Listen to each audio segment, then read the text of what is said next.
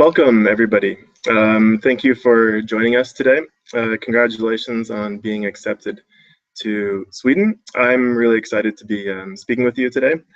It's always nice to get a chance to speak with admitted students who are coming to Sweden. It reminds me of being young myself. I remember how it felt like when you get your letter of admission and you have lots of questions and not really anyone to speak to, maybe, to get some more information about coming here. So for today, we hope to answer some of your questions. We're going to get started here in just a short while. My name is Douglas Washburn. I work at the Swedish Institute, which is a public organization, and we basically promote Sweden abroad. I work at a unit that is Study in Sweden, and we promote Sweden as a study destination. I'm actually originally from the United States, so even though I came here to study about 15 years ago, I promise you I still remember what it was like to be an international student here, so I think I'll have some useful information to share with you. But I'm actually joined by the star for the day, Mo, one of our bloggers. And so maybe Mo, if you can introduce yourself. Absolutely. That'd be great. Okay. I am by no means any sort of star. My name is Mohammed Atwa, but you're all welcome to call me Mo. And I study nanotechnology at the Royal Institute of Technology, KTH. And, well, I also blog for the SI, basically just covering my daily life in Sweden. And Doug and I will be, as Doug explained, just giving you an overview maybe of what you can expect regarding your upcoming study period here in Sweden. I'll be giving you some personal insight, personal experiences regarding what to expect.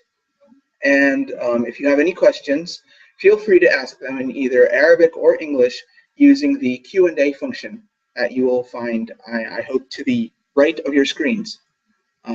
You can ask me in English, you can ask me in Arabic. I'm bilingual, I assure you. But the Arabic that I will be answering in is going to be of the Egyptian dialect. So بتكلم عربي مصري.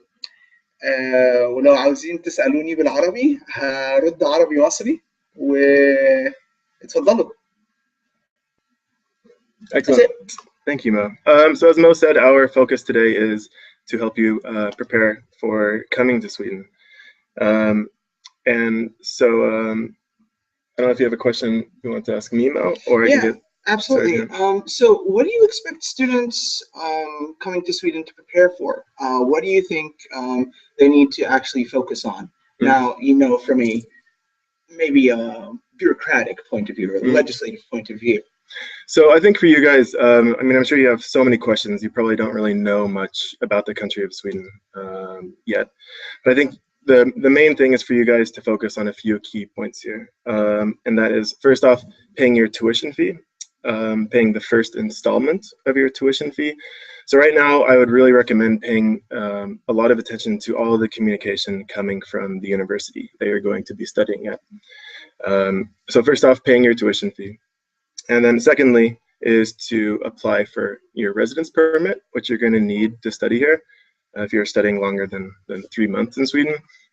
And to apply for your residence permit, you actually have to have paid your first tuition fee installment before you can even start out the application. So that's really important to do, because we get a lot of students who are accepted, really excited about coming, and then maybe they don't follow through reading through all the steps about how to apply for the residence permit. That can be kind of a lengthy procedure to get a residence permit. I would recommend having at least around 2 months probably, even though it can be quicker. But when you do that, it's really important to follow the steps. I can show you on our website. We have an article there basically preparing students who are going to come to Sweden how to do that. And I'd also recommend that you do it online, because that's going to save you a lot of time as well. So pay your tuition fee, the first installment. Secondly, apply for your residence permit as soon as possible. And then the other thing is to check out details related to health insurance, because that's also related to a certain extent to your residence permit.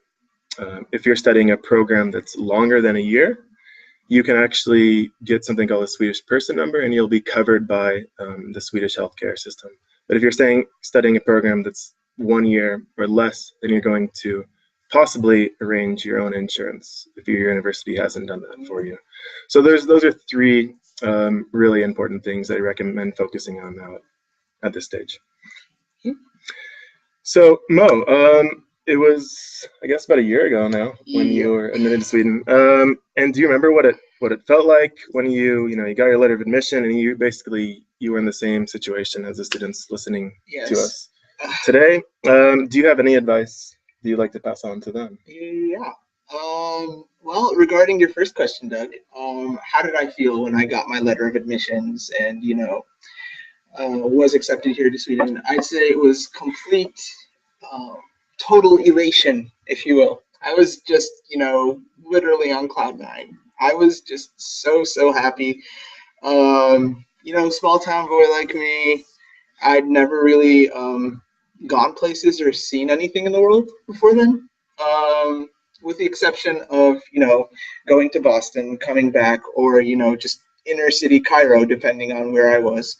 But I'd never ever been to Europe before, for example. And let alone Sweden, which is like really, well, from what I knew of it before coming here, it was like a really sort of hip, cool country.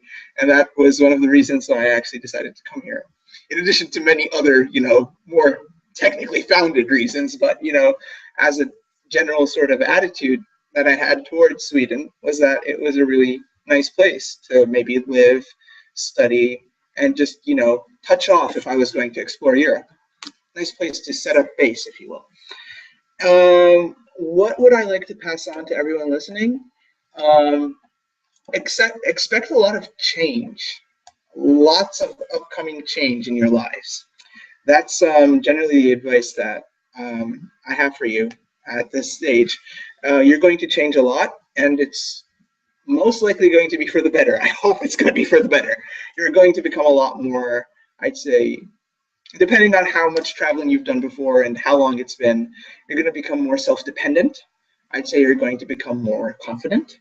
I'd also say that you're going to become more open, accepting, maybe curious, willing to accept other people's opinions. Generally, just a lot of, positive change in your lives, maturity, assuming responsibility. That's basically what I've gotten from coming here in this past year. Mm-hmm. Yeah. Excellent. So to continue a bit there on what Mo said about he'd never been to Europe before, that's one of the benefits. So when you do get this residence permit, which hopefully you'll get in advance, I'd recommend, if you have time, maybe trying to get here a week or two before your program starts, because that's probably going to give you a bit more time to get oriented in the city, to work out any details regarding to accommodation. But also keep in mind, with this residence permit, it's a Schengen residence permit, so you guys can travel throughout Europe freely if you want to do. And Europe is pretty close by to Sweden, so you should have some time to travel during your studies as well. Yeah, absolutely. So we have a question here from Muhammad. Muhammad would like to study a master's in international marketing, and he's wondering how important is the CGPA in getting admission and how much weight is given to the GMAT and GRE scores.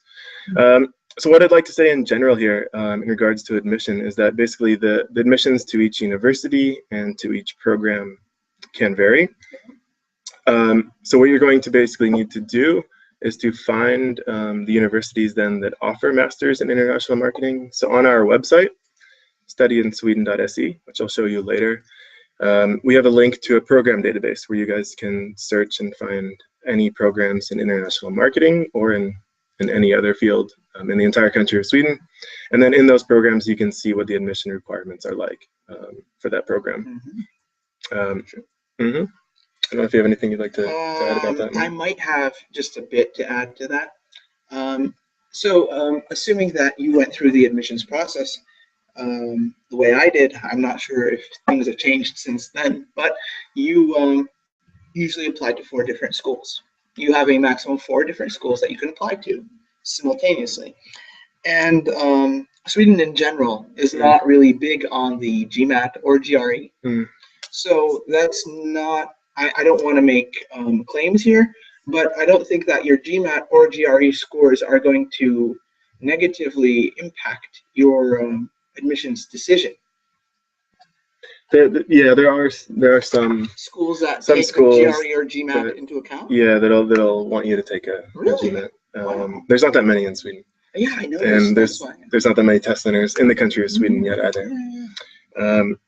But and also, so yeah, well, that's one of the nice things that Mo said there, is that you can actually, when you send in one application, you can apply to up to 4 programs at the master's level, and also 8 programs at the bachelor level, if we have any students that are interested in doing their bachelor's here in Sweden. For those of you that are wondering, I can also say that Sweden has over 900 degree programs in English in the entire country, and about, I would say, 90% of those are probably going to be at the master's level. So we certainly have programs for you at the bachelor's level, but the vast majority of them are going to be at the postgraduate level. Yep. Mm-hmm. Okay. Oh, this is an excellent question. So we have a question here from Miguel. And Miguel has been admitted to KTH. Congratulations. Congratulations. Miguel, you have a fellow classmate next year. And Miguel would like to know when it would be a good time to start looking at the possible courses that he can take. That's a really, really good question, Yeah. Miguel. Well, right about now, or maybe just a bit later from now, maybe a month or 2 tops, you should be getting an email which will ask you to select all the coursework that you want to do for your first study period. Now, at KTH, or at least in the program that I'm in KTH, which is the Masters in Nanotechnology, I'm not exactly sure if it's going to be the same for you, but it's the same in many of our schools here at KTH. We adhere to a sort of study period hierarchy, where each semester is divided into 2 study periods, and you take somewhere between maybe 2 or 3 subjects per study period. So you will be selecting the entire semester, which is to say the subjects for 2 study periods at a given time, sometime in summer. Yeah. Excellent. Okay. Mo, I have a few questions for you here, actually. Okay. One of the questions we've got in then is about accommodation, and if you have any tips regarding accommodation. Yes. Before, accommodation is something that varies quite a bit depending upon the university you're going to, depending upon the city you're going to. But I thought you might have some input about what it was like for you here in Stockholm. Absolutely. And at KTH. Yes. Well, KTH admissions contacted me and basically told me that they would do everything within their power to attempt to secure me accommodation. There was a specific department called KTH Masters Housing, which was responsible for trying to secure student accommodation. They were very open and communicative regarding how I could go about getting housing, and ultimately they were able to succeed in finding me housing via KTH. For those of you who are not going to be supported from their school in finding housing, fear not. There's a lot of options that you can go to, or that you could follow through with. So, for example, you might want to check out some Facebook groups, because there's a very lively sort of dynamic secondhand market for accommodation, either alone or with a roommate. You will also find it very, very, if you're living in Stockholm at least, worthwhile. You'll find it very worthwhile to make an account as soon as possible in the SSSB, because here in Sweden, housing through the SSSB, it's like a. Can you say what? Yeah, the SSSB. Really put me on the spot here, Doug. Oh my goodness. Something student post center. But so just summarize the. Yeah, it's basically what it is it's a governmental organization, as far as I understand, and it's co-managed by all of the schools in Stockholm simultaneously. And what it is responsible for is securing student accommodation for students living in Stockholm. Thanks. And what they do is they give out housing on a priority basis. So depending on the number of queue days that you have, right, the number of days in queue you've been, they give priority to people with a larger number of queue days. And the larger your number is, the more days you have in your queue, I guess it would be the more likely it is that you'll be able to secure accommodation through them. So it's always good to have a contingency plan, and triple SB should definitely be one of your contingency plans. Excellent. And then to just add it, so outside of Stockholm, the housing situation, I would say, is going to be, yeah, definitely a bit easier to find accommodation. So there's a good chance your university actually might guarantee you some accommodation before you get there. And if they don't, they're certainly going to assist you in finding accommodation. So we have another question here from Mahadi. And he would like to come to Sweden for a master's in international relations or conflict resolution studies. And he has a 3.58 GPA and a major with peace and conflict studies. And he's wondering how high is GRE score to get a scholarship. So yeah, exactly. So for these questions regarding admission, first off, when you apply, it comes down to your program, what kind of requirements they have. If you are applying for a scholarship through the Swedish Institute from my organization, we have a very large scholarship program called basically Type 1 and Type 2 scholarships, right? Yeah, absolutely. Well, the scholarship program, I should add, was on hold, unfortunately, this year. Our study scholarships, which is the largest program. I don't think you need to worry for next year. All the signals we've received from the government are that things are going to be up and running again next year, that we don't know how many scholarships we're going to get. But what they look at, and I can tell you because they're my colleagues here, is that they look at your motivational letter. That's really important to put lots of time into that. So that should be your #1 focus. I'd say it varies. Anything? I'd like to add to that. I'd say it varies, like Doug said, from one scholarship institution to the next. So I am also here on, I couldn't say, it isn't really a scholarship per se, but I'm here on the KTH tuition fee waiver, where my tuition fees for the academic year were waived for academic excellence. And basically what, so I asked later because I had friends who, like many of you, wanted to apply to the tuition fee waiver. And I asked them what is it exactly that they judge upon. So whereas it might be an individual who is motivated, well-driven, and unique here at the SI, that's a very, very important factor. Yep. In KTH, and especially regarding the tuition fee waiver, it's very important that you have academic accomplishments before coming. And maybe if you're in a scientific field, publishing a paper or two, that would definitely help. If you have good grades, that would help. Extracurriculars, diplomas, all of that would help you immensely. Yeah, that's an excellent point. So on our webpage, Studyinsweden.se, we have a link to scholarships, and you can find more about the Swedish Institute scholarships and also links to the university's individual scholarships as well. So the main thing to keep in mind there is that actually you apply for these scholarships generally from the universities at the same time or before you send in your application for studies as well. So another question here from Mo, and actually some information for you guys as well if you don't know. So when you receive a residence permit for studies here in Sweden, you are actually allowed to work. You're allowed to work in Sweden during your studies, and you are also allowed to stay in Sweden for up to 6 months after you've graduated to try to find a job if you're interested in getting some international work experience here in Sweden. Mo wrote, I think it was a great blog post about working here in Sweden during your studies as an international student. And I thought Mo maybe could give some tips for students that are interested in working part-time during their studies. Absolutely.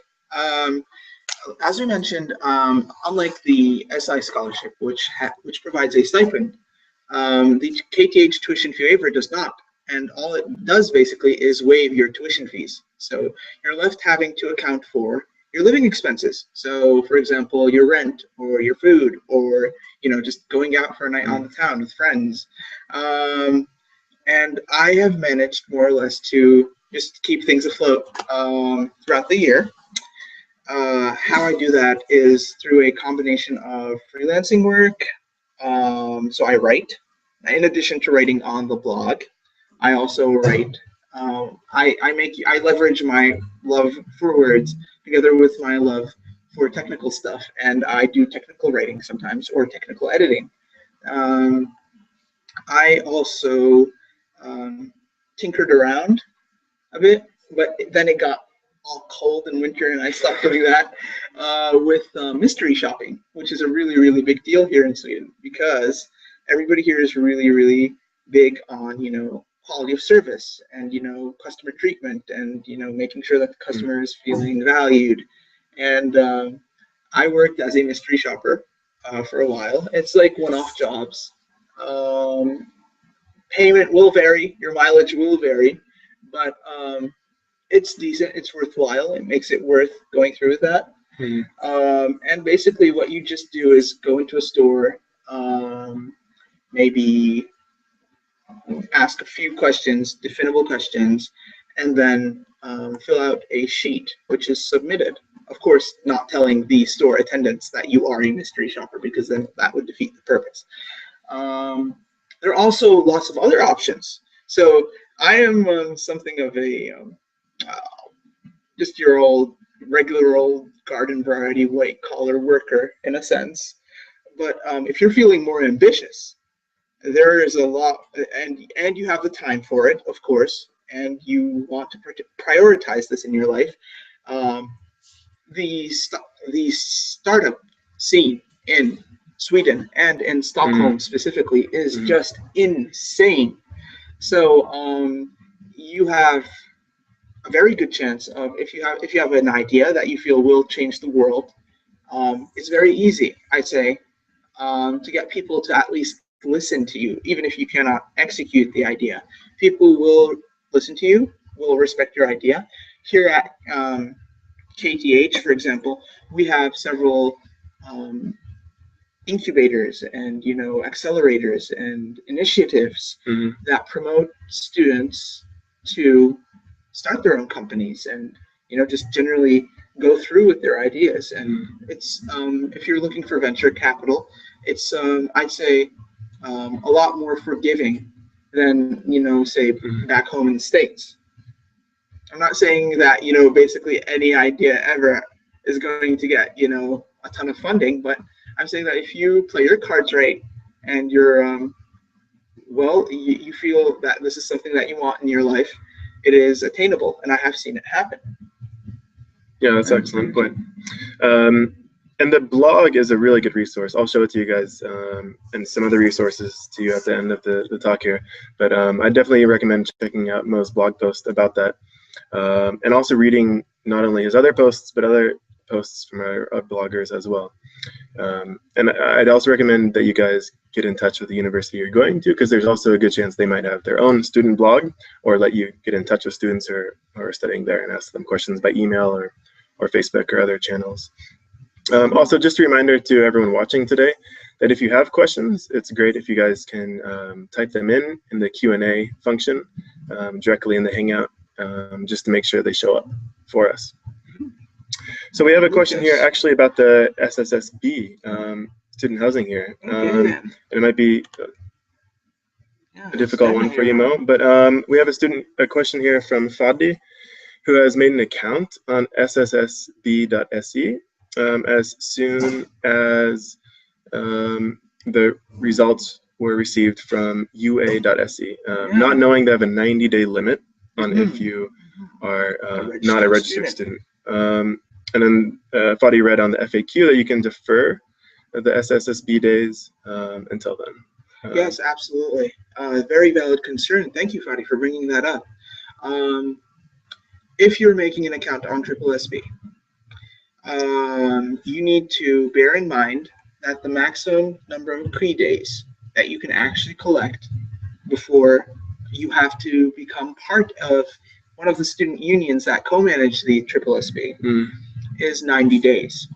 So the maximum number of days that you'll actually be allowed to collect before you can continue collecting days is 90 days, after which you need to join a student union. So for example, in KTH, our student union is THS, Tekniska Högskola. And the moment you get in school, I'd strongly recommend that you join your student union because as an active member in my student union, I feel that there's a lot of added value. I don't know if you actually know this stuff, because it's you know, in the middle of all this, it's a very recent development. But I am past master for my chapter and for my school, and that basically what it means is I'm responsible for making sure that the quality of education at the master's level in the School of Information and Communication Technology at KTH is up to par. So your voice is heard here at KTH, at least. Your opinion is respected, and you, as a student, have quite the say in how you want things to go. And people will listen to you and will oblige you, I'd say. Yeah, thanks for bringing that up. That's something we talk about a lot, just how important student influence is here in Sweden. And it's mandated by law, for example, that the boards of universities have student representatives on them, so you can, just like Mo is saying, he's a perfect example, that you can directly influence what's being taught, how it's being taught, and any other views you have are really listened here here in Sweden. We have a question here from Lucas. Lucas is going to study public health at Karolinska Institutet. Congratulations, Lucas. And at Karolinska Institute, they receive this free health insurance called Kammarkollegiet. And Lucas is wondering if it's valid in the entire Schengen area or if it's just for Sweden. I actually don't know the answer to that, unfortunately, Lucas. I don't know if you know anything else, Mo, but I'd recommend... Here's the thing. As Doug was saying, you were talking about how if you're staying for longer than a year, right, you get a personal number and you are covered by the Swedish healthcare system. And if you're staying less than a year, you are covered. Some schools will cover you, right? Yep. Or you need to arrange for health insurance yourself. I don't know about Karolinska, but at KTH, we were told that we are also given private health insurance for those of us who are going to be staying for less than a year, but that it only covers Sweden. So it only covers Sweden, and it only covers specific things. So you need to be careful that, for example, dental work is a very controversial issue here in Sweden. So you don't really know one way or the other. It's really subjective at times. Will you be covered for this dental care or not that dental care? You generally ask before assuming anything is what I'd advise you all to do. Yeah, that's excellent advice, definitely. Yeah, contact the university just to make sure for the Kammarkollegiet, because I've also heard of insurances being valid throughout Europe, and then you have to get reimbursed for your expenses in other countries. So make sure you check out what the case is, so you don't end up in a tricky situation. Okay. We have a question here from Mario, and Mario is wondering about the time, how long it takes to get a residence permit, because Mario is hoping to travel to Europe in early July. And basically completing the application sometime in mid-May. It's hard for us to give you an exact answer, but I would say it can take up to 2 months. It can go quicker as well. I was just on the migration agency's website yesterday and checking to see if they'd updated the waiting times right now, and they haven't done that. So for you, Mario, I think there's certainly a very good chance that you'll be able to travel to Europe in early July. Sure. But I think that might be getting a little bit close. So it'd be great if you can try to contact the migration agency just to see if they can provide you any more information. But otherwise, it might be a good idea if you can to wait to book your flight, if that's what you're wondering about. Just because you never know with these sorts of things. How long did it take you, Mo? I believe it took somewhere around 6 weeks, so like Okay. a month and a half. Yeah. Yeah. And I think that's probably From start to finish. pretty standard. Yeah. Um, I think they give themselves a bit of extra leeway. So 2 months is well, very unusual, and like shorter than that, like 1 month is also somewhat unusual. So somewhere, right in the middle is what you might want to generally expect. Yeah, absolutely. And just to make it as quick as possible for you guys, please remember to, if you can, to apply online, because that's going to speed things up. And also to make sure you send in all the proper documents that you need. Because if you need to complement your application with some other documents, that's really maybe going to draw out the waiting time for you there. Okay. Mm-hmm. So, Mo, a question here about the weather. You've lived in a few different countries, Yes. different Very climates. Hot, very cold. I think a lot of people think Sweden is a freezing country, Yes, snowing all the time. You're expecting that. What are your impressions of the weather here? Well, Doug, I have this to say. This winter, at least, you need to remember that I've only been here for like approximately 1 year, but for this winter, at least, it's been really mild, I'd say. I'd even go so far as to say that it's actually milder than back home in Boston. So Yeah. it was maybe it's the fact that Sweden is a bit more sheltered in terms of its geography, how it's oriented, and like it not being out on the open sea, the Atlantic. Mm-hmm. But winter didn't have as much of a bite as I expected. However, I will go on to say this: it is very dark. It is extremely dark in winter here. I did not expect this much darkness. I mean, sunset's at 2 o'clock. That's just unnatural. Not the entire year. No, but Sweden makes up for it. I mean, right now, the sun doesn't set until like 10 p.m. Right? That's super, super cool. So I've kind of like made amends with the whole affair by telling myself that it's kind of like literal daylight savings, where like you're just putting away all these sunlight hours so that you can use them in summer when you actually need them. Do you have any? Because I agree with you about the darkness. For me, that took a while to get used to.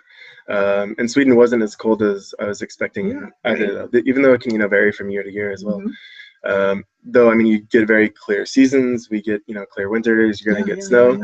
But do you have any tips as far as dealing with the darkness, for example? Yeah, absolutely. I think that what kept my spirits up were, let's see, I did take vitamin D supplements. I was recommended to take vitamin D supplements because, I was told that people with darker complexions generally do not fare as well. And I took up that advice and preemptively decided to take vitamin D supplements. I also worked out a lot, so to get those good endorphins going and generally just keep my spirits up.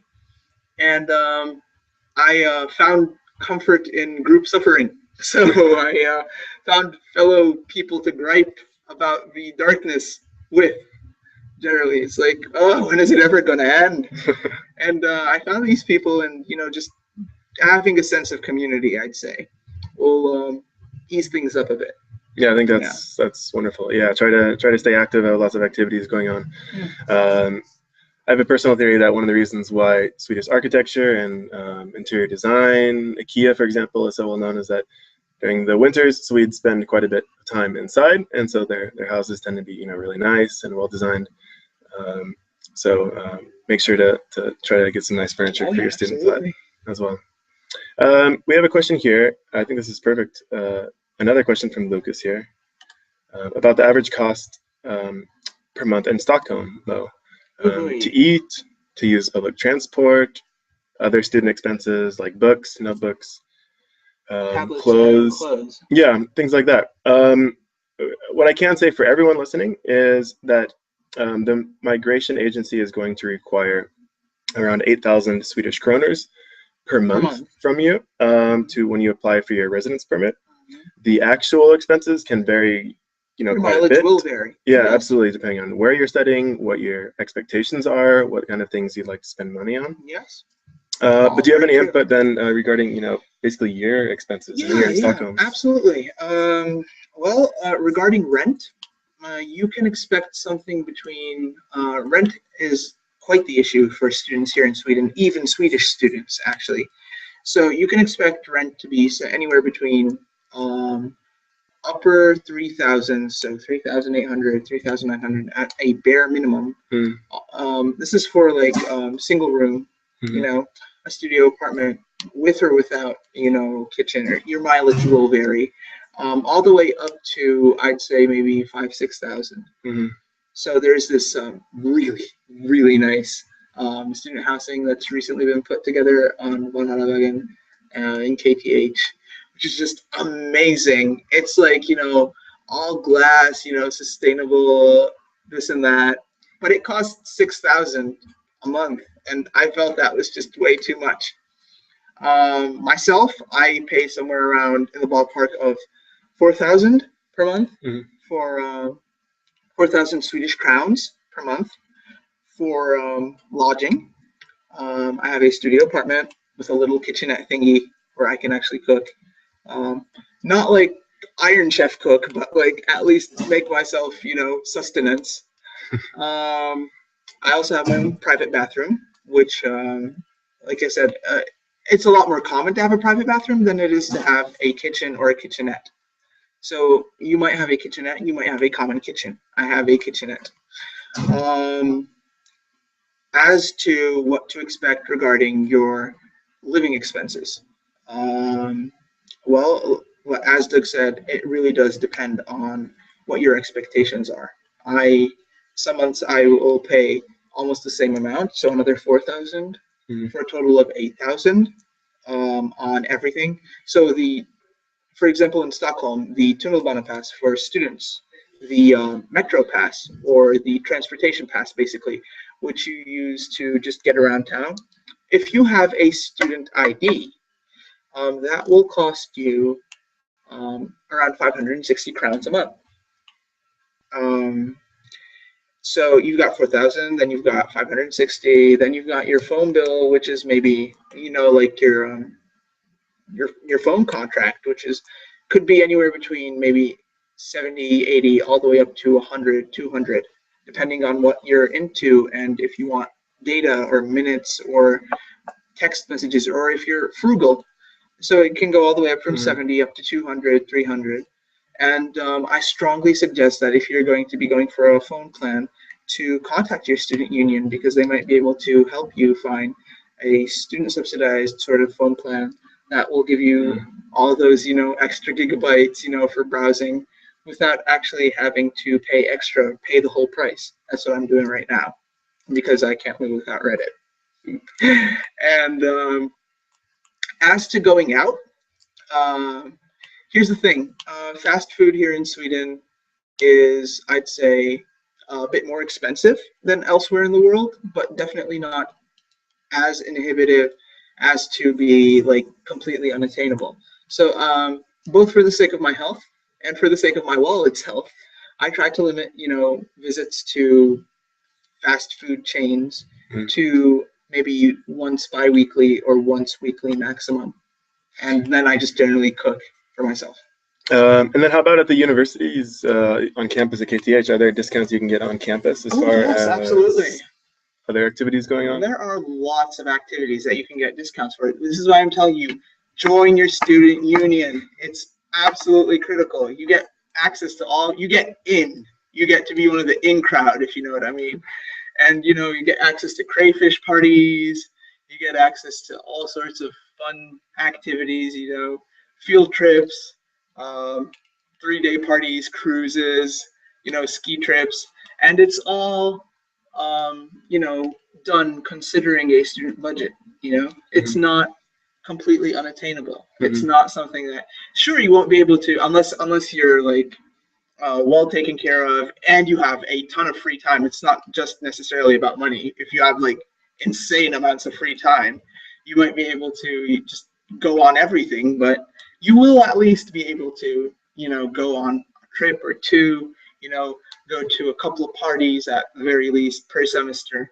That is all very, very doable, I'd say, on a KTH student budget. Yeah, that's a wonderful answer. Yeah, thanks. You're welcome. We have a question here about learning Swedish, and I'm really happy that Daria has asked this question. A student admitted to the University of Gothenburg. Congratulations, Daria. Yes, congratulations. And Daria is wondering if she needs to start learning Swedish now, and in general, how useful knowledge of Swedish is in Sweden. Just English is or if maybe, if English is enough. I can start answering this question. Yes. I'll pass on to Mo to get his input. So in Sweden, you can absolutely get by not knowing a word of Swedish. That's true. And that's in regards to, of course, in the classroom, but outside the classroom, day-to-day life, Swedes speak excellent English. That being said, I would really recommend trying to learn at least a little Swedish, maybe even a little bit more, I guess, depending upon what your interests are. But even if you just learn a little bit, it's kind of a sign of respect. It's going to help you learn more about the culture here. Of course, it's going to help you make friends. Going back to what I said about working in Sweden, if you guys want to work either during your studies or also after your studies, I think it's really important that you try to learn some Swedish. Yeah, absolutely. Even if it's not that much, it's really going to increase your chances of getting a job. Sorry, because it's gonna show more ambition from your side. So please try to learn some Swedish. Usually, your universities are going to offer you Swedish courses. If not, the municipality also has Swedish courses in general. But I think Mo is looking forward. I can see you really want to talk about my Swedish, experience so with learning Swedish. So I came here, generally expecting that I'd have. I'm not gonna lie. I went against absolutely everything that Doug just said, and I am ashamed. I promise, I am. But here's the thing. Doug said, I've gotten by without pretty much learning except the very bare basic minimum Swedish. I know almost next to nil, but people are still kind enough, gracious enough, and educated enough to be able to deal with me on a day-to-day basis. And I really think that's awfully hospitable of them, for them to be able to, accommodate me. So, I am an active member in my chapter's pub, which is the most Swedish thing you could possibly imagine. And yet, in spite of that, people are always, just doing things in English to include me, and it's, I am looking forward to making the effort and, actually committing to Swedish now that, this study period is finally over and summer vacation is on the way. But you will be able, I've gotten by this entire year without Swedish. Although, like Doug said, it's a mark of respect, I'd say, and a mark of, like I said, mutual interest. People are going to be interested in you and where you're from and what your views are. And it really does show respect for you to reciprocate that interest and that initiative to learn their language and their culture as well. We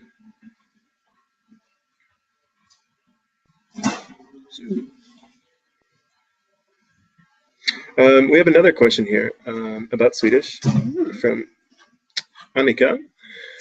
Annika is coming here as a free mover, and I'm not sure when she says free mover if she means that she's studying a master's program or a bachelor program, or if she's maybe just studying individual courses.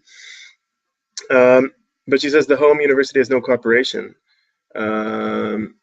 I see. And she is living here now in January and would like to learn Swedish at SFI because she would like to study the bachelor level in Swedish. I will take this, so Annika would basically like to study a program here, a bachelor program in Swedish. And SFI, what Annika referred to in her question, is Swedish for immigrants. And if you're interested in studying in Sweden in Swedish, you are going to need to show basically high school level proficiency in Swedish, which can be pretty challenging. So either you can complete, there's two ways to do this. Either you can complete a series of courses here in Sweden, showing you have that high school level proficiency, Or you can take a test called the Thesis Test, and that test basically just reflects that you can, understand and write and speak Swedish at a high school level. So it can be a bit of a lengthy process if you do want to study. Yeah, if you're starting from scratch, absolutely. And there's no, guarantee that you're going to reach that level in a year or two. But there's at least a method set up, and that's the Thesis Test. And you can read more about that on our homepage as well. So thank you. Annika. Do you have anything else you'd like to add about learning Swedish in general? Not particularly, no. So I have another question here for you, Mo. Absolutely. And I was wondering if you could maybe talk a bit about what you do in your free time and about student life outside the classroom, because I know you have lots of activities going on. Okay, where to start? There's a lot going on. Definitely not as much as Jesus. If you guys want to see real extracurricular activity, like hardcore extracurricular activity, one of our fellow digital ambassadors and someone who I'm proud to consider one of my friends, Jesus Alvarez, I believe, last name, Yep. is just full on, hardcore extracurricular activities, ultimate frisbee, all of that. But I'm not without my own sort of extracurricular activities. What I generally do once I'm done with school is, I'll either go over to a friend's place, just chillax there. I like to go for runs, go for walks. I'll hit the gym sometimes. I'll also participate in, things going on in town, because Stockholm is quite the cultural hub. I mean, like concerts, I'll go to those often, frequently. Pub quizzes, where like you're expected to know a lot of trivia about lots of things. That's also a very big thing here. I've won like 7 tickets until now, like 7 movie tickets. I don't know what I'm gonna do with all of them. I'm probably gonna go see Mad Max for the like next week or so. I've still got like a stockpile of tickets from all the pub quizzes that I go to. I mean, I'm pretty sure they're gonna start banning me at some of these. Let's see what else. I am also full on geeky, like as geeky as they come. And I was somewhat displeased when I came here and found that there wasn't a community for people who appreciated geeky stuff like me. And so taking a leaf out of, my mom's book, she always used to say that if you want something done right, you got to do it yourself.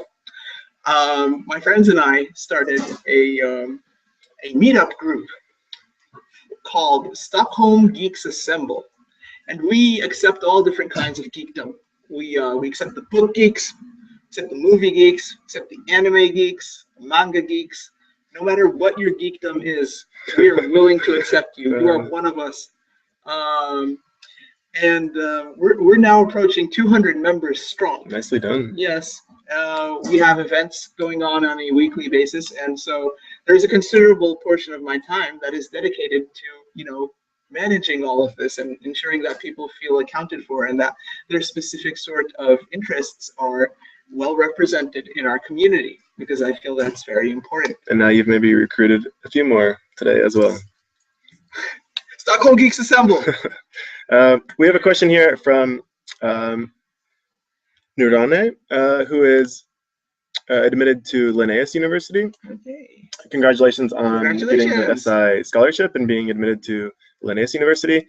And the question here is actually, she has a student room, but the room is unfurnished, and she's wondering if there's any secondhand shops in Växjö to get furniture. I would say that's a really good question to ask your university. Speak to other students about that. That being said, generally you can absolutely find secondhand furniture options at a place called Mirror, or there's going to be Blocket. There's going to be many other options as well. Did you get a furnished student room or unfurnished? No, my room was furnished. Okay. So I got a desk, 2 chairs, a table, a bed, and a closet. So that's pretty much it. But I've known people who did not have furniture. But see, if you're getting a student room, the turnover rate for student rooms is really high. And people are always coming and people are always going. And people who are going generally do not want to keep their stuff. It's a mentality here among students. So either they'll give it away, and many a time in the student room corridors, I've found boxes of, I've gone treasure trove hunting in boxes of discarded stuff. I've got this really nice Viking mug, 2 horns on it, that I found, in a box. People were like, pick me or take me or whatever. And you'll find that a lot. I know one guy who found a Mac keyboard and 2 fully functioning sets of two fully functioning sets of Harman Kardon speakers. Wow. In basically, in the electronics trash in his student building. So people, like we said, will generally either post that they want to get rid of this and that they're selling it or they're giving it away. And that's a very, very common mentality, I would say here. But keep yourself in the loop. That would be my advice to you. Make sure that you're in the right groups. On Facebook, for example. There are lots of Facebook groups, communities where people are like, for example, Shista students or whatever, Shista international students, where I'm staying right now. There are multiple groups, and just keep yourself in the loop. You'd be surprised at what people are willing to part with for pennies. It's an excellent idea. Yeah. And worst case scenario, I'm sure you can find a few IKEAs here as well. Absolutely. Yeah. In Sweden. IKEA sells food. I didn't know that. That was just magnificent. Come on, absolutely. That's the best part. That's the best part. Yeah, it's super cheap. Frozen pizzas at IKEA. It's become a thing. We are unfortunately going to have to wrap things up here in a second. But I'm gonna wrap things up here by showing you guys a few resources for you. So I can start off by showing you the Study in Sweden webpage here. On our Study in Sweden page, Studyinsweden.se, you guys can basically find all the resources you need about studying in Sweden. And what I'd really recommend for you guys is this 8 ways to prepare for your studies in Sweden. This addresses some of the things Mo and I have talked about today, in particular to pay your the first tuition fee installment, how to apply for residence permit, housing, how to deal with some of the practicalities such as health insurance, things like that. On this page, you can also find our blogs, which I would really recommend checking out, not just for Mo's wonderful blog posts, but also for some of the other ones as well. So the student blogs, I think, is a really great resource for you guys. And I think, Mo, actually, if they have questions, can they contact you? Absolutely. On here? Anybody who wants to contact me, feel free to shoot me a message on my blog posts. I'd be happy to respond. I generally welcome comments on my blog posts. If you have anything that you'd like to ask regarding the blog post itself, or even outside the blog post that I can help you with, I'd be more than happy to assist. Wonderful. Nice, thanks.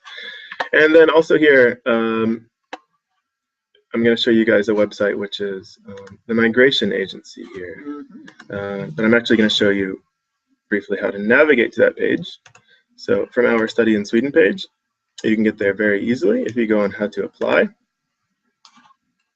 and scroll down to residence permits and visas. So I think the migration agency has an excellent English page here. Yeah, it's very informative. This is the Studying in Sweden link for you.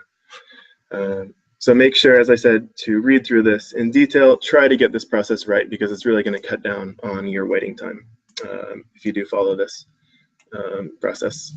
And then also we have our Study in Sweden Facebook page, of course, which I'm I hope you know about. And if you don't, you are always welcome to contact us on this Facebook page if you want to get in touch with us, ask us any questions. And it's also, I think, a really good way to get in touch with other students as well. I'm not going to show all the pages now, but of course, please go into your university page, or hopefully you can get in touch with other students, your future classmates who are going to be studying at your university. And the last resource is if you guys are wondering more about the country of Sweden, of course, check out the official Sweden page, Studyinsweden.se, where you guys can find tons of really interesting facts and information about Sweden and the Swedish people and Swedish culture. So it's a really good way of learning more about the country you're going to be spending, maybe a year or two in. So with that, I would like to wrap things up for today. Thank you guys so much for taking part. If you have any questions, as I said, feel free to contact us on Facebook. You can contact Mo on the blog. Anything else you'd like to add here in the last minute? Not particularly, no, but honestly, I look forward to seeing you all here. If any of you are ever in KTH, I too am in KTH, and drop me a line on the blog. If you have any questions, I'd be happy to assist in person once you're here. Wonderful. Thanks so much for joining us. Bye. Bye-bye. Hej då.